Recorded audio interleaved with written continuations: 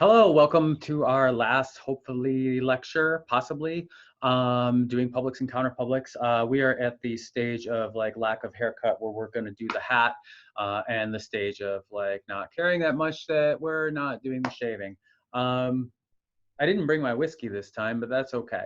Uh, I do want to like start off with some housekeeping things. Warner is supposed to be due today. I would really, really like you to have it done today, okay? But like, if you're not getting it done today, just turn it in tomorrow, okay? But get it in. It's the last. It's the last annotation, unless you decide to do the extra credit one, which will replace an old annotation. All right, and that one is Robert Asen. He talks about discursive citizenship. This whole like thing with like Habermas, Nancy Fraser, Warner, and Asen, all different views of like how we constitute publics and things like that. So it's a kind of a thing. Other things is like, oh, hello, good to see you. All right. Other things is so like I'm really, really trying to like stay on top of everything, just like I know you're all really, really trying to stay on top of everything too. I do have a person, like my partner is like very, very sick and has been for a little bit over a week, but we're hoping she's turning a corner and everything's fine. All right. So I don't want you to worry, but like if things are a little like, like where's my quizzes and things like that, this is why. Okay. So I'm trying to be as understanding as I can with y'all, because I know some of you are like having sketch Wi-Fi, which we're going to talk about with this part of the chapter. And as long as you're reciprocating that understanding, because we're all going through it. All right. But yeah, so the other thing about that is like follow the rules. Okay. We've only been on lockdown for like what, 2 days? Okay. If you can't not have a party and things like that after 2 days, and I see it, I'm gonna flip. All right, because like I already have one person that I know, like not a close friend or anything, but an acquaintance who lived on my street in Detroit. He already died, and like I'm dealing with like these other people that I know that are like going through it. All right, so it's not a joke. Okay, even if you're like young and healthy and everything like that, it doesn't mean that you can't spread it to people like me or other people who are like immunocompromised. So please just hack it for a couple of weeks, right? However long that we're going to be locked down, just like deal with it, and like we'll all get through this together and sooner. Okay. Diatribe and tirade is over. So let's get to the items that we want to get to in this chapter. I'm going to share my screen, and we're going to pull up our PowerPoint. Yeah. Publics and counterpublics. The sequel, part 2. We do have a nice little video. We'll revisit our friend Slavoj Zizek. Also, fun fact, I will probably put the link in there for you. Zizek has a brand new book that's coming out about the coronavirus and like economics and yada yada, because he's like kind of a wild cultural critic. And from what I hear, the first 10,000 copies of the ebook are free. I registered for it yesterday, so I don't know how many are left. I'll put a link in the description for you, okay? Okay, so publics and counterpublics, we're on the second part, which is, where do we go from here? Transnational publics, yes. Okay, so the original ideas of publics, like from Habermas, would be talking about, okay, what's going on in the U.S. public or the French public or things like that. It would always be like national in origin, right? Always like this political national like view of how publics operate in politics and in civic life. Okay. But what we see now is like we have this thing called globalization that's been happening like quite rapidly, right? It's something that's like been going on for a long time, but like particularly since the 1980s, like there's been rapid globalization. So we see these different transnational publics and counterpublics. I have some examples up here on the screen, right? The World Trade Organization, the United Nations, the United Federation of Planets. Okay, not real, but that's okay. I have like Deep Space Nine behind me. But Delta, as an airliner, right? They're a transnational public. And then we see like other transnational publics. That is the flag of ISIS, right? Are they transnational? Yes. Are they a public? yes, right? Like they have like internal dialogues and things like that, and they do put an outward face on the public and things like that with some very brutal videos that I don't recommend you watch, right? But they're doing that on purpose, right? And then like the last one are like anti-fascist movements, which are also international, also like very broad and things like that. If you see some of the stickers often on like on my computer or in other places, like they're often they're anti-fascist stickers that I get from an international group that creates a legal defense fund for it, right? So like all these transnational publics and counterpublics. I'm sorry, I'm just gonna like pull something up here. I don't know if I'm sharing the right thing or not. Okay. Oops. So all these transnational publics and counterpublics makes things like unique, right? Because it's like, well, how do I engage with like Delta? I don't vote. I don't vote in the CEO. I don't have a vote against for the World Trade Organization or anything like that. So I don't have that type of an influence. So how do I influence these publics, right? How do I influence like the United Nations? Like I can't. I don't have a representative to represent me and things like that. So this calls into question a lot of the things that we knew about publics and like how we would conceive of them and things like that. So it's like this isn't just oh, the U.S. public, right? Or the public, like the voting public and things like that. These are bigger, and like it throws a wrench in the gears of like how we can engage in these types of things, right? Like there's no way for Delta to really do anything, right? So the book goes into Dana Cloud. Dana Cloud's really cool. Like I've worked with her before. She's like a super scholar, right? She like is ridiculous. She's a big proverbial shit stir as well, which is always good. She definitely like has a very big protest background. She's also she's starting to soften up, but she used to be like a hardcore Marxist. So her background is interesting because she's saying that like, yeah, like with the lifting of these transnational publics, right? We have to like take into the idea that like these are economic choices in order to how we engage with them, right? Cloud's a big critique of neoliberal governance. Now, what that means is that prior to the 1980s, right, the state, right, and the government was considered a check on corporate power, right? It was a way to regulate corporate power. Post 1980s with Thatcher and Reagan, the state became a facilitator of corporate power. So instead of like looking at like stopping corporations from like garnering too much power, instead the state is like saying like, well, we need our corporations to do better than these other corporations, and so we're going to do things to help them, like give tax cuts or like create regulatory machines that are very favorable to corporate power and things like that. And so like that is a big part of how like transnational organizations and corporate power like erupts. That's how it rises, right?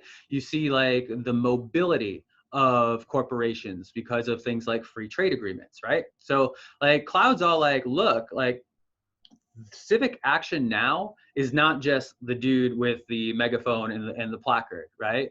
Because that doesn't do anything when the state, if you're protesting against the state, right? But the state is on the side of these like larger entities, these larger transnational publics, right? So Cloud's kind of like saying that like, because it's all intertwined, right? That like the public sphere and the state are in service to the economy, as the book says, right? So you have to challenge all of it, right? You can't just challenge the state, right? Because like it's linked in with the economy, it's linked in with this like broader international publics and things like that. You have to just like break it all down, right? And the way to do that, like for Cloud at first, like they kind of say that like, you know, like personal economic choices is a way to do civic action, right?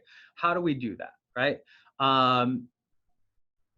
we're not going to go to the slide yet. How do we do that? Like we think about what we buy, right? We think about where we shop, right? And we think about like, how does my purchase relate to my civic identity? And like, how does my purchase become a discursive way that I engage in the public, right? Now, this is not groundbreaking or anything like that. This is something that you probably do all the time, right? You say like, oh, well, I'm going to do this thing that like, you know, I'm going to buy this one because it's environmentally more stable instead of buying this one. Or I'm going to not shop there because they did something really crummy to their workers, right? Or like Chick-fil-A, right? We know that like Chick-fil-A has had like a big past with like LGBT issues, right? And so like we might choose not to shop there, or we might say like Chick-fil-A has a really good like feeling of religious centering, so I'm going to shop there, right? Or like Hobby Lobby, like their restriction of certain like types of healthcare access due to their religious affiliation will cause people to shop there or not shop there, right? So that is a way that we use our economic like power in order to say what we want and don't want, right? So like civic life ain't just voting, it ain't just protesting, it's also the economic considerations, and that's what Cloud is going to what Cloud talks about. Now we go back to Zizek here, and we're going to watch a brief video with how that works to a point, right? And like Zizek has a little bit of a different take, which I don't think Cloud entirely disagrees with, right? But like he like says that like there's other things that go on too. So I want to watch this video because it's fun to watch Zizek anyway.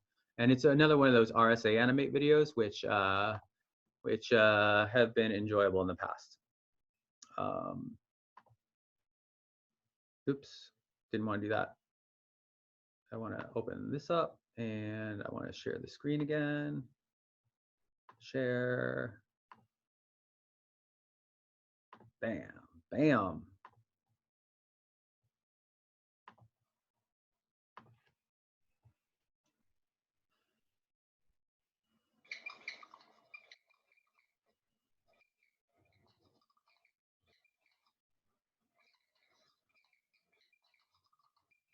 I want to develop a very simple linear line of thought about one point. Why in our economy clarity is no longer just an idiosyncrasy of some good guys here and there, but the basic constituent of our economy.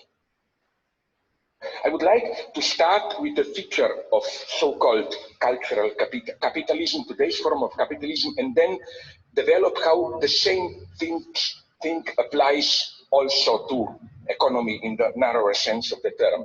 Namely, if in the old times, by old times I mean something very precise, before this 68 transformation of capitalism into, as we usually call it, more cultural capitalism, postmodern, caring for ecology and all that.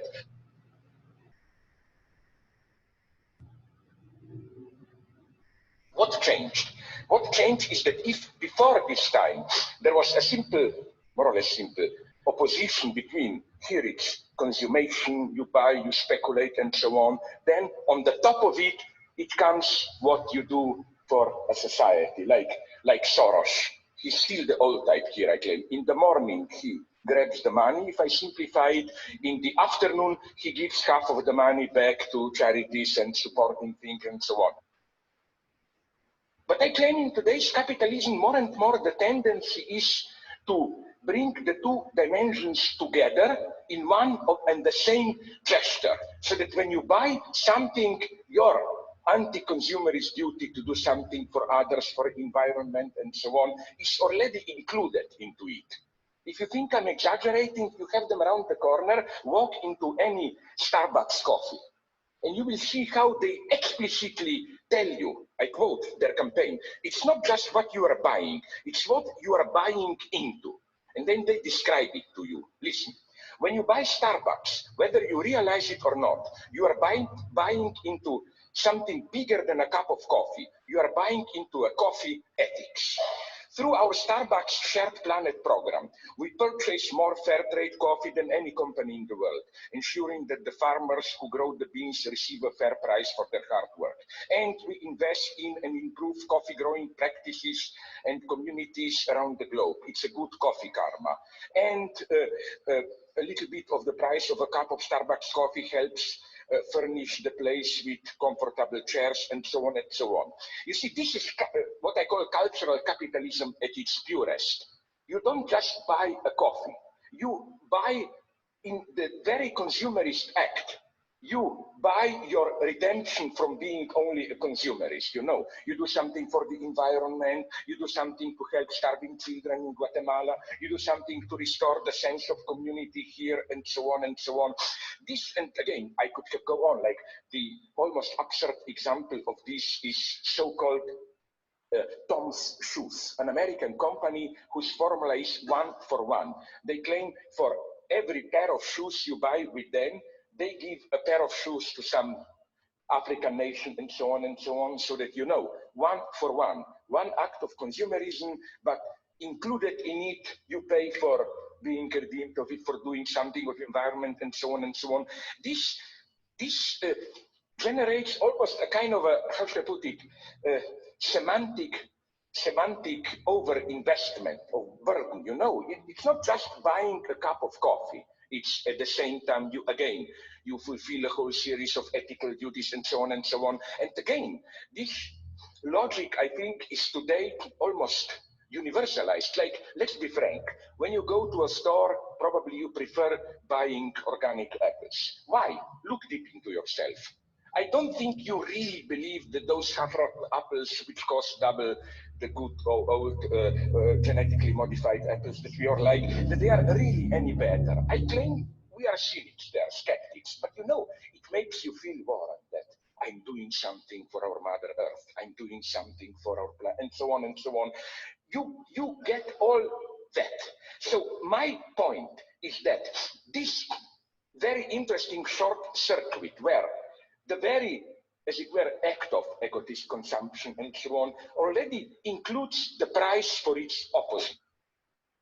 Based against all of this, I think that we should return to good old Oscar Wilde, who still provided the best formulation against this logic of charity. Let me just quote a couple of lines from the beginning of his The Soul of Modern Man Under Socialism, where he points out that, a quote, it is much more easy to have sympathy with suffering than it is to have sympathy with thought. People find themselves surrounded by hideous poverty, by hideous ugliness, by hideous starvation. It is inevitable that they should be strongly moved by all this. Accordingly, with admirable, though misdirected intentions, they very seriously and very sentimentally set themselves to the task of remedying the evils that they see. But their remedies do not cure the disease. They merely prolong it. Indeed, their remedies are part of the disease. They try to solve the problem of poverty, for instance, by keeping the poor alive, or in the case of a very advanced school, by amusing the poor. But this is not a solution. It is an aggravation of the difficulty. The proper aim is to try and reconstruct society on such a basis that poverty will be impossible. And the altruistic virtues have really prevented the carrying out of this aim. The worst slave owners were those who were kind to their slaves, and so prevented the horror of the system being realized by those who suffered from it, and understood by those who contemplated it. Charity degrades and demoralizes. It is immoral to use private property in order to alleviate the horrible evils that result from the institution of private property. I think these lines are more actual than ever. Nice as it sounds, basic income or this kind of a trade with the rich is not a solution.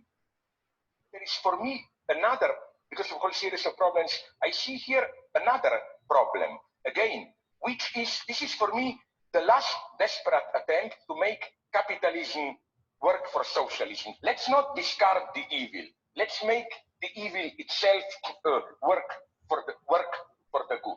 You remember, you are not old enough, I am, how we were crazy 30, 40 years ago. We were dreaming about socialism with a human face.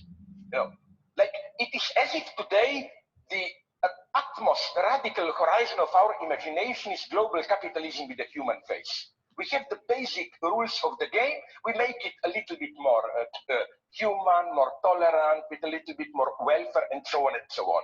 First, my attitude is here, let's give to the devil what belongs to the devil. And let's recognize that in the last decades, at least, till recently, at least in the Western Europe, I mean, there is no bullshitting here, let's admit it. I don't think that in any moment in human history, such a relatively large percentage of population live in such a relative freedom, welfare, security, and so on. I see this gradually, but nonetheless seriously threatened. When I gave that interview for Hard Talk yesterday, the guy, Zucker, who is a bright guy, he's not just another sucker, he told me, Stephen, that, but you are basically misanthropic. I told him, yes, and they praised the British nation. You know very well that there is a certain type of misanthropy, which is much better as a social attitude than this cheap charitable optimism and so on. I think that a mixture of a slight, not the hardline apocalypticism, but let me call it like, like we say, soft. No, Gianni Vattimo speaks about soft thought. I don't agree with him, but I would say soft apocalypticism. Like it's not 2012, we know, but we are approaching a certain 0 point. Things are, unfortunately, you may disagree, ecologically, socially, with new apartheids and so on. We are approaching a certain point, biogenetics and so on, where I'm not saying, of course, I'm not an idiot, that it will be returned to the old Leninist party. Absolutely not. Again, I'm unequivocal here. 20th century communist experience was a mega ethical, political, economic, and so on catastrophe. I'm just saying that if all the cherished values of liberalism, I love them, but the only way to save them is to do something more. You know what I'm saying? I'm not against charity, my God. In an abstract sense, of course, it's better than nothing. Just let's be aware that there is an element of hypocrisy there. That in a way, like my argument, and I don't doubt people who met him told me that Soros is an honest guy. But there is a paradox how, he's repairing with the right hand what he ruined with the left hand, how should I put it? No? That's all I'm saying. For example, of course we should help the children. It's horrible to see a child whose life is ruined because of an operation which costs $20. But in the long term, as Oscar Wilde would have said, if you just operate the child, then they will live a little bit better, but in the same situation which produced them.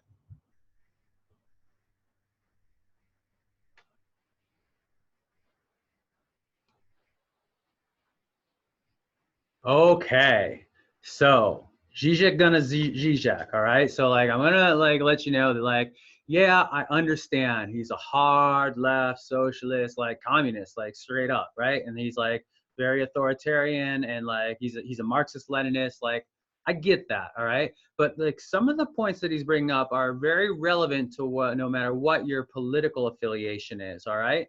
I'm gonna pull back to the slideshow here. Okay, and I gotta, oops, I have to share that screen again. So these are the parts that I really want you to draw out of here, all right? Because the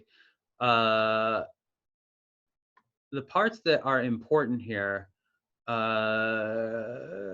start from the current slide. Okay. The parts that are really important here are the fact that he's saying that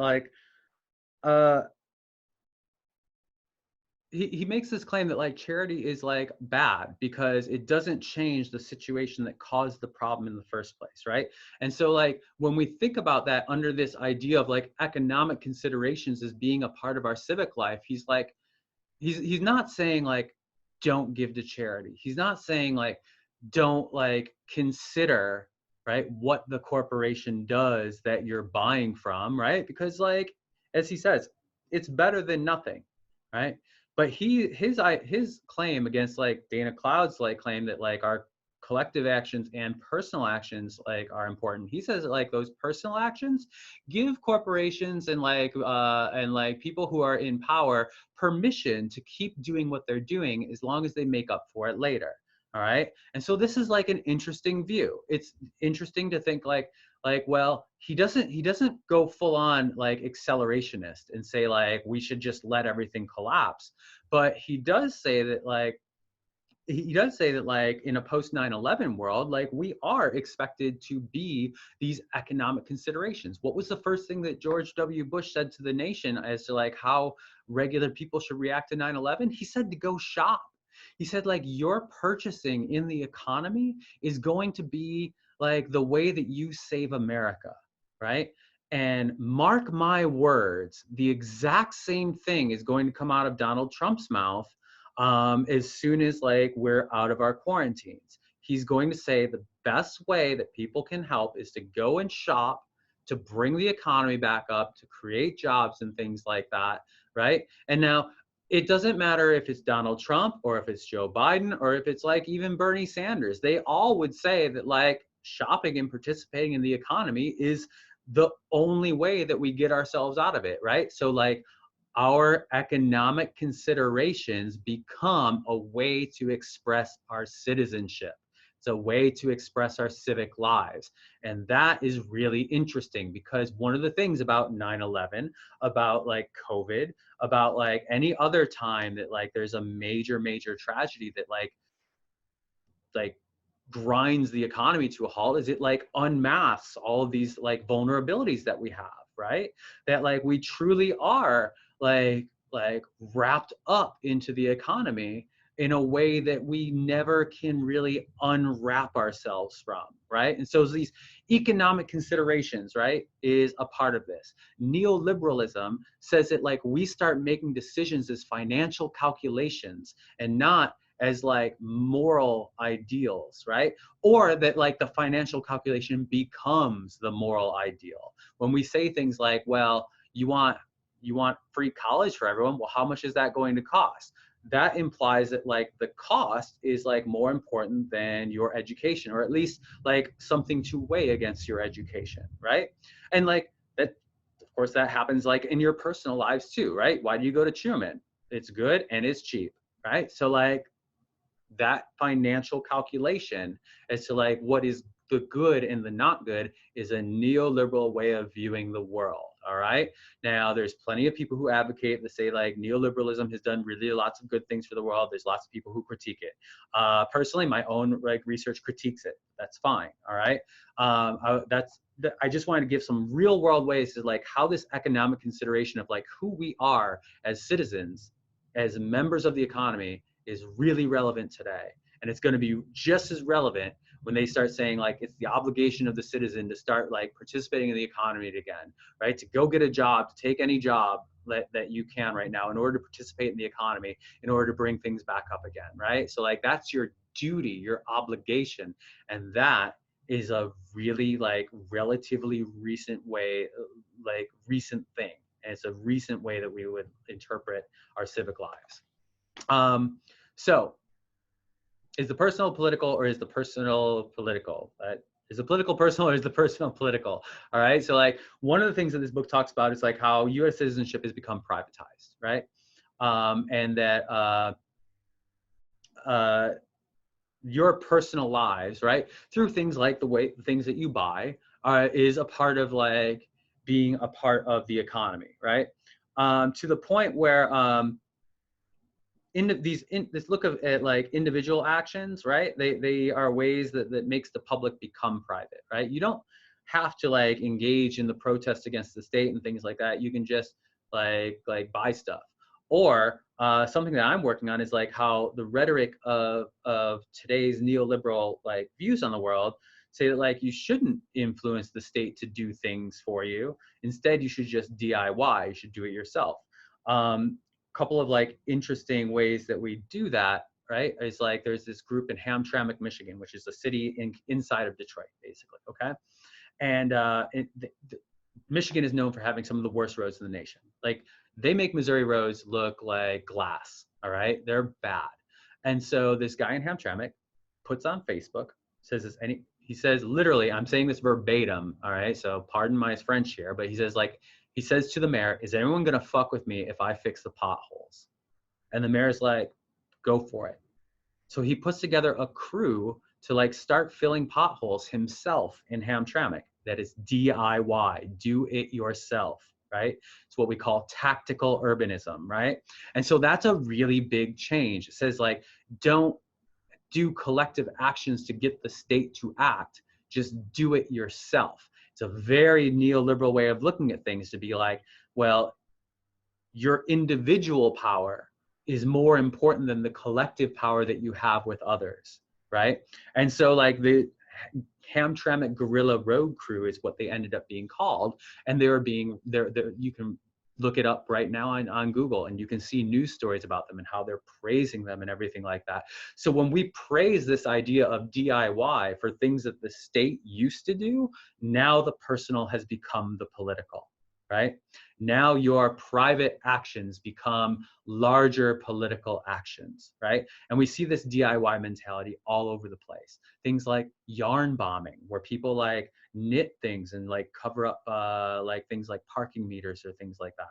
Or mobile parks, where people will take a parallel parking space and then they'll just cover it with like grass and lawn chairs, and people will have a park there for a day. It's really weird, right? But it's all DIY because they're like, the state isn't providing us the things that we ordinarily would expect, so we're just going to do it ourselves, right?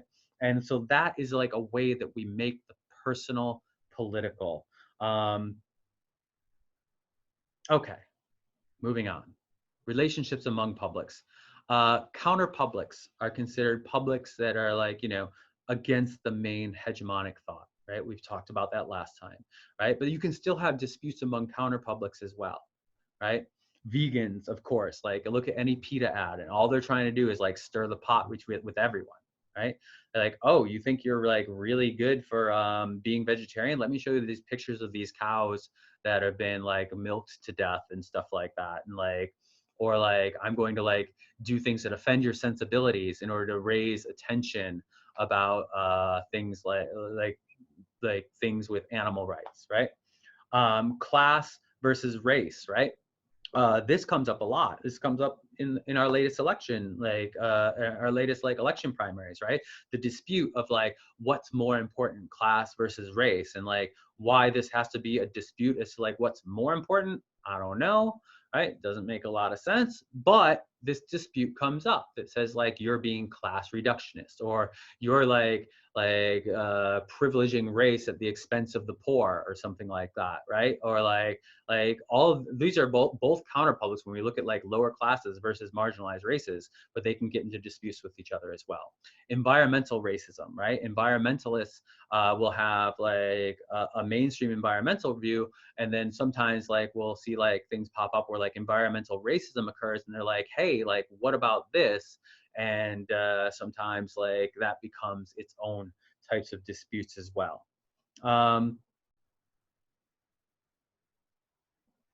Okay, just gonna like refresh where I'm at in our book here. Yeah, we're gonna move on. Publics. Oh, and internet publics. So this is where we get the merging of the private and the public. Yeah, sometimes our private thoughts on the internet become a part of public life, right? You see someone with a hot take on Twitter where they're like posting their own personal thought, and then it just like went viral, right? Or the private is like extended through the internet and it's revealed as the public. We see this picture of the gentleman below me, or below in this slide. His name is Anthony Weiner, and he got famous as a politician, right? He was in the House of Representatives, and he was like considered a very effective politician, like kind of a hero for a lot of people. A good friend of Jon Stewart, actually, from The Daily Show. And then he got into trouble. Oh, he was also married to Huma Abedin, who is the right-hand person to Hillary Clinton, like the campaign manager and everything like that. But he got in trouble like showing his Anthony Weiner to people online, right? And so multiple allegations of cheating, as well as sexting, right? And they talk about sexting in the book, which is like kind of wild. It's like, okay. And it's like the book is like a little bit dated on some of it, but like that's fine. But like that's the merging of the private and the public. Your private lives are no longer private, and like they're talking about it in these terms of like social media, but like think about it in other ways too, right? How much your data is being tracked, your location is being tracked by Google when you carry around your cell phone and things like that, right?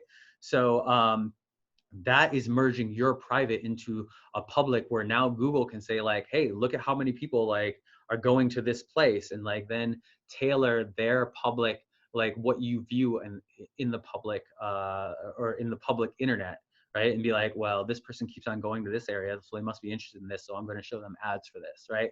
Or like your search results are going to be like, well, you typically search for this type of thing before, so you must be searching for this type of thing. And like your search results are going, in fact, your search results on Google, like when you're signed in on your Google account, is going to be different than the person next to you, even if you're searching for the same thing, right? They're tailoring all of that to you, right? So like that is like this big merging of your public life with your private life. Digital access is an issue still. Sure, like memes are a way that we interact with each other on the internet, and like I thought I had more to say about that.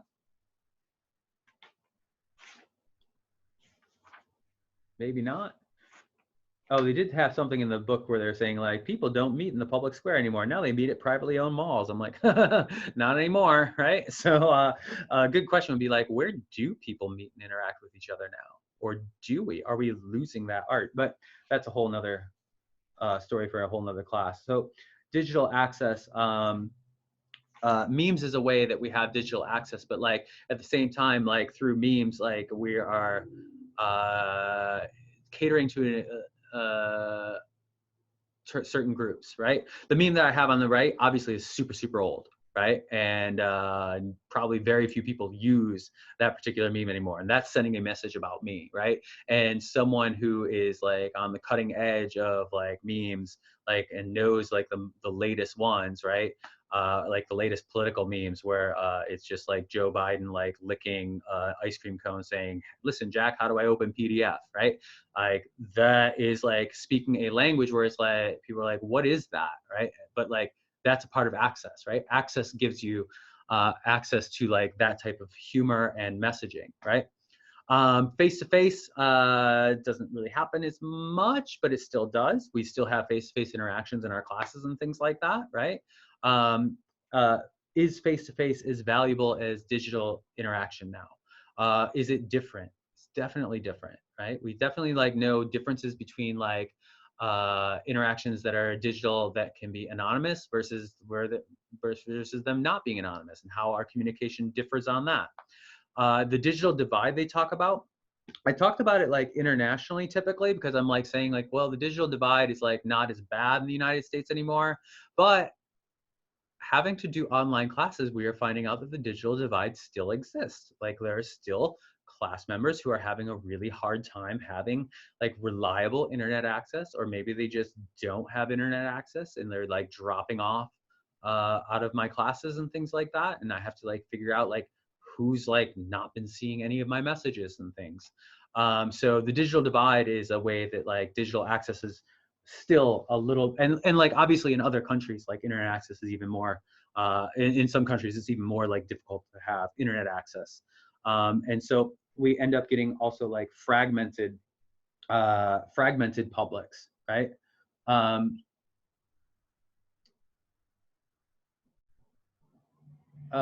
trying to look at my notes here, I'm sorry.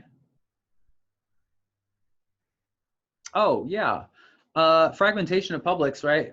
Like good example of this, 2016 election. How many people did you delete that voted for Trump, or that voted for Hillary Clinton?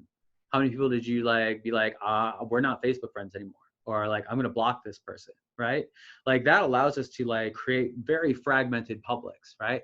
And Habermas would say like this is probably really, really bad, because that means that like you don't have a public sphere that allows for all voices to be heard, right? While others would be like, I have the right to curate like what I see online and things like that. but I might be hurting myself with my political literacy because I don't really understand how other people feel. And so, and then like also with access, there was a pretty shocking stat about disability in here. I don't know if I can see it.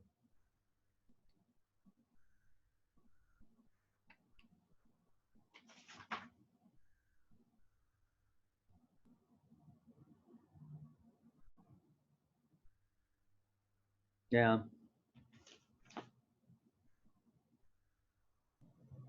I'm really sorry. I just don't remember what this stat was, and I don't want to like take up time looking at it. So what we have like also with the internet is like we get a replication of dominant publics over the marginalized more often than not.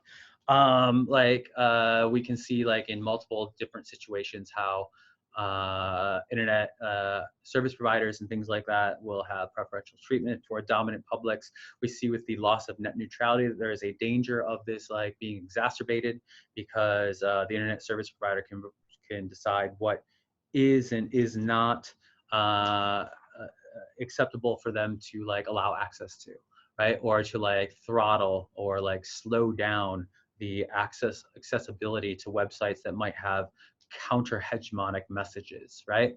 Although like I don't think we've seen a lot of that yet, the door has been opened, and so like that is a concern about people who are advocates for net neutrality. If you are wondering what that means, net neutrality means that like the internet service provider has to provide equal access to all aspects of the internet. They can't pick and choose which websites they want to allow access to and which ones they're not going to allow to be accessed, or to like even like say, well, Netflix, you need to pay me $20,000 or else I'm going to slow your streaming service down to all of my customers, my internet customers. And so Netflix has to spend that.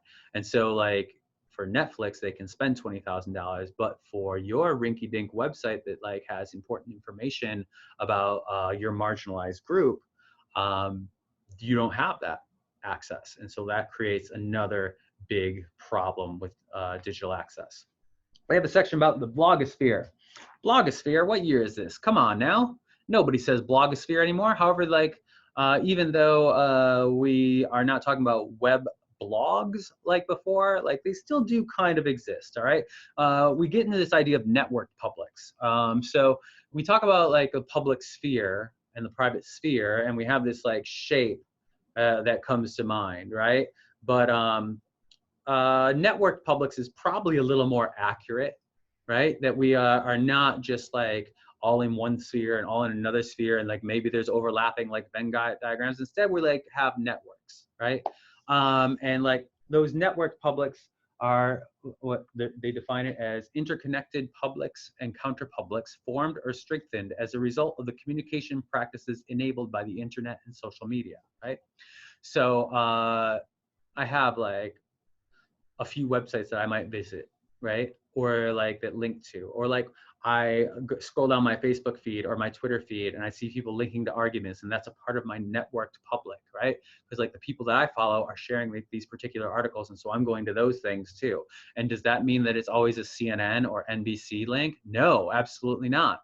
The internet has has partially democratized a lot of how we constitute publics, right? We can write on things like WordPress or Medium or Tumblr, I guess, if people are still using that, or be a YouTuber, right? Like I am right now.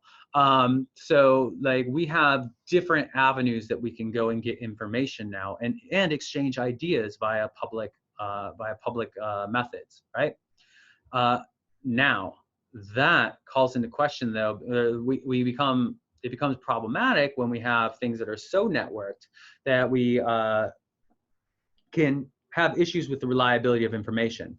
And this book came out before 2016. So this idea of reliability of information is very, very relevant now, right? Because we know that like there were there was a prevalence of a lot of articles that were incorrect or that were deliberately faked in order to influence people with the election, how effective they were and things like that.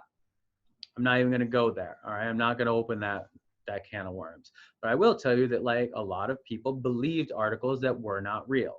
And like it goes like not just now, granted, like our parents or my parents, probably not your parents, but my parents, who are of the baby boom generation, were far more susceptible to these fake news articles.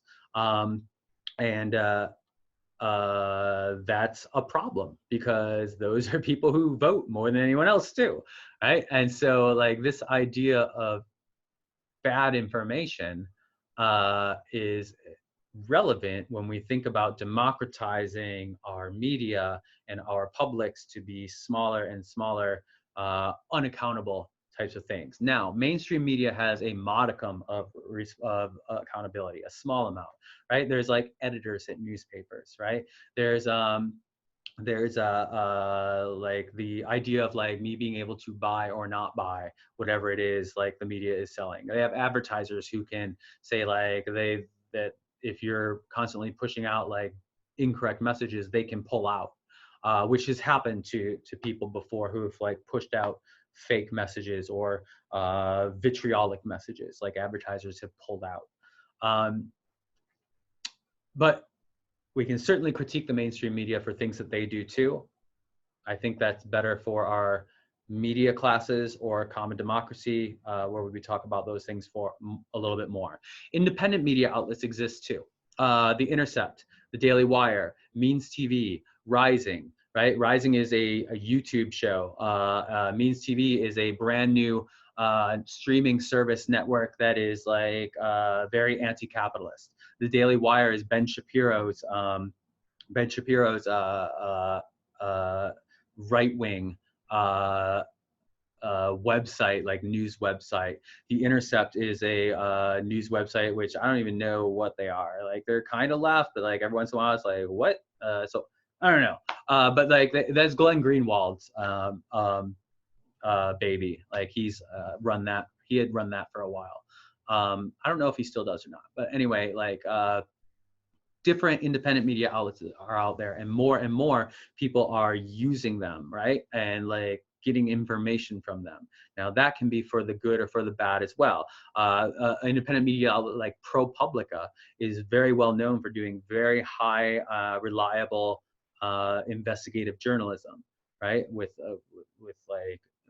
like very expensive types of investigations, but they do it only with public funds, and like they have a very large amount of independence. So like that can be like very reliable and good, right? While other things, their independent media outlets can be less good, and it's very hard to determine which are like the better or the worse. And more people are just saying like, I just trust this one. And then like we also have some citizen on Twitter, right? Some person who's like on Twitter or on Facebook posts their own reports of stories or things like that. Or like mainstream media outlets can pick up things from a citizen on Twitter. Like maybe they took a picture that was like a really good picture or a really interesting video of something that was live and happening. And you'll often find like news outlets underneath being like, hey, can we have permission to use this for our news reports and things like that. So the democratization of publics and networked publics is a very interesting thing that has happened with the onset of online and internet communication. Networked public screens, like for our visual rhetoric folks, I would expect you to be talking about DeLuca and Peoples, right, with networked public screens, as well as DeLuca when we talk about image events, which was in our visual rhetoric chapter. Viral images happen, right? How they happen is really hard to determine. There's no like really big thing that says like, oh, this one's gonna go viral, this one won't. Like we don't know. There's no way for us to be able to tell. But the public screen is very much networked, right? And like this is where we're talking about like The public screen, let's do the definition, is composed of the constant circulation of symbolic action enabled by the relatively new media technology of television, computers, photography, film, internet, and smartphones. It's funny to call photography and television new media, isn't it? So DeLuca and Peoples are saying that, like, yeah, like you can go and stand on a soapbox in the public square, right? And you can deliver speeches, but they're saying like now, like you need the screen, you need like the images, you need like the supplement of the visual with it, and like that is more impactful than just your verbal rhetoric. Like we need more than that, and that is a like definitely a condition of like how our lives are, right? The newspapers, even newspapers have pictures, right? So more and more the public screen is becoming a big part of our visual culture, and that you can't, yeah, here's the sentence. Instead, they argue, one cannot really understand the complete dynamics of contemporary public controversies unless one accounts for the role of the visual. Like the visual is a part of what we conceptualize as the public. Like we don't like conceptualize the public as just like floating opinions and texts without the visual as a part of it. And so like considering and thinking about how our network mediascape happens like is important for this idea of the networked public screen. Let's talk about Warner. All right. I'm gonna like riff off of Warner a little bit because like he's important, but I know that you're doing this on your own as well. So Warner says that publicity is radically discursive. All right, there's no normative public, right? So like the idea of like the U.S. public or the international public, he's like it's not a thing. He's like it doesn't like exist in a static sense. In fact, if you remember how he opens his article, it's like, hello, welcome. I've just created a public, you and me. Let's go, right? So radically discursive in that sense.